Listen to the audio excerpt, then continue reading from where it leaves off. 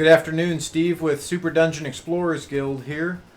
Taking a moment to look at the hero card. Now these are the hero cards that can be used for Super Dungeon Explorer in the Arcade Explorer or the Arena versions of the game. So just want to take a moment for some of these new players to kind of get an idea of breaking down the hero card, what it looks like, what it means. So these are the three heroes that we use for the arcade breakdown. So just want to look at them real quick. We're going to start off taking a look at the card. Top right corner, you have a little directional pad. That's your movement aspect. That's how many squares you're going to be able to move. The button, it represents how many actions you'll be able to take with that hero on a turn. Now there are, for both movement and action, there are ways to increase either of those attributes through loot and whatnot in the game. But that's something that we'll get to, adding on gear and whatnot. So equipment slots, speaking of gear, so each hero has 4 colored crystal equipment slots, and let's see, starting at the top, you got ruby red, emerald green on the right, sapphire blue on the bottom, and then I guess citrine yellow on the left there. So the different attributes to the colors are going to determine what gear you can put in what slot. Directing your attention over to the right side, we're going to look at the stats for a moment. So strength, armor, will, and dex. Now these are the abilities that are going to govern your basic attacks and maybe your defense rolls during the game. Let's take a look. We'll look at Princess Citrine. So she has a little sword next to her strength attribute. So that represents her melee combat ability and range as well. So she's got a little sword and a 1, so she can strike 1 square away. When she does make an attack, she's rolling 2 blue dice and 1 red die. Going down to armor, she's rolling 2 red dice for armor. And then if she were to have to roll on her will or dex at any time, she would be looking at 2 and 3 respectively. Now, if you look at Princess Emerald, she still does have a sword. It's not as strong as Citrine, with only 2 blue, but her dex, she has a dex with a range of 8, I believe, and she's rolling 2 blue dice and 1 red. So she's able to reach out and hit you with that long rifle of hers. Next, going over, we have Princess Ruby. Princess Ruby in the will slot has a little magic wand kind of symbol with a range of 6. So will's going to be representative of your magic attacks. So that's how she would make a magic basic attack. Going down from there, you have the hearts and potions quantity. So the potion quantity, that's the maximum number of potions you can have. Hearts, so there's sort of 2 ways I've seen for keeping track of damage. You can either put a wound token on the card as you suffer a wound, and then once you've taken a number of wound tokens equal to the number of hearts on there, you're destroyed. Or some players like to, start with, we'll say 5 or 6 in the case of Princess Citrine, hearts on the card, and then pick them off. Either way is fine as long as the group you're playing with, everyone kind of understands the way you're going about that. Over on the left, there's a crystal, so that's going to be your affinity. Now, there are some game effects that are going to use the affinity rule. We'll touch on those as we come across them later on. Abilities. Now, special abilities, the ability rules are going to be listed on the back of the card. So we'll talk about, let's say, Princess Citrine right now. Look on the back of her card. So military acumen.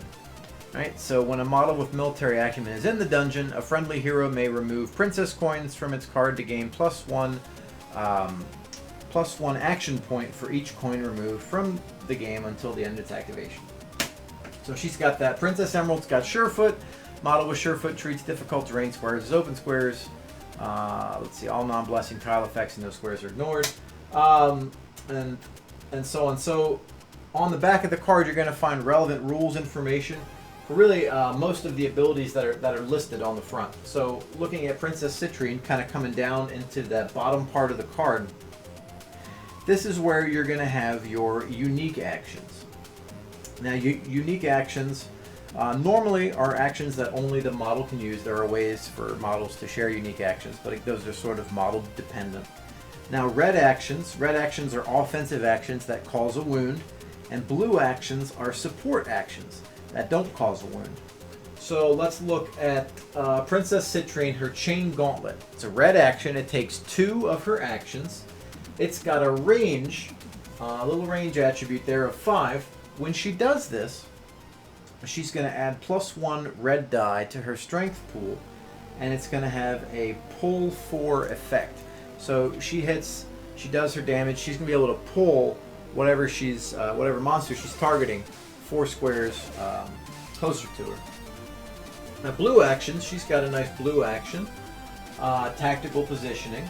So that little blue flag means it's an augment action, and we're gonna kind of touch on all those all the little symbols there and kind of explain them. But so augment actions, she's going to be able to benefit the other heroes with those. So let's see, it will also include itself from with using the action, but it'll be a wave 3, so that's going to be centered on the model that is using the action. So she's got wave 3 and compel 3. Now, again, we're going to talk about all those fun kind of area effects and advanced rules, but for the purposes of this, wave is a effect that's centered on the user square, and it affects every square within a certain number of squares, in this case 3, with the compel action. So that will move them a number of squares up to that value in any direction. That's kind of neat to reposition allies on the board there. And then lastly, you'll see on the bottom they'll have their potion actions. So there are 3 different kinds of potions, and we'll reference them now. So potion actions, once per turn, a hero may spend a potion token to make a potion action without spending any action points. So blue potions, those are going to be support potions, and they're going to be a support action. So if we look over on Princess Ruby, she's got Dress Up Drought, so she can choose 2 heroes and they may exchange 1 piece of equipment. So that's kind of neat. You can move some gear around, but the heroes are going to have to activate that on their turn.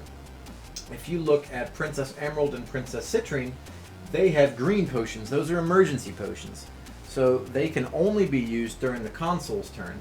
But, you know, if the console's hitting somebody hard, Princess Emerald could activate that Tasty Ration and heal somebody too. Princess Citrine has that little armor buff, +2 armor, so that'll help with some defense as well. There are also offensive potions. They have a little red symbol, and that gives another offensive action for the hero to make use of. But again, that one's going to have to be utilized during their turn. So that's sort of the breakdown of the, we'll say, hero card.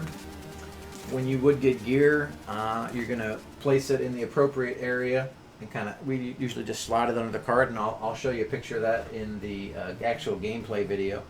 But that's pretty much it. So we're going to go and talk about in the next video, in the arcade series, we're going to break down the arcade monster cards, because they're a little bit different than the normal style, and kind of run through those areas again. So thank you for watching this. Please check out the other videos in the series as we go through and take you from the very basics of playing a game of Super Dungeon Explorer, Super Dungeon Arcade, getting you through the setup and into actually playing a game.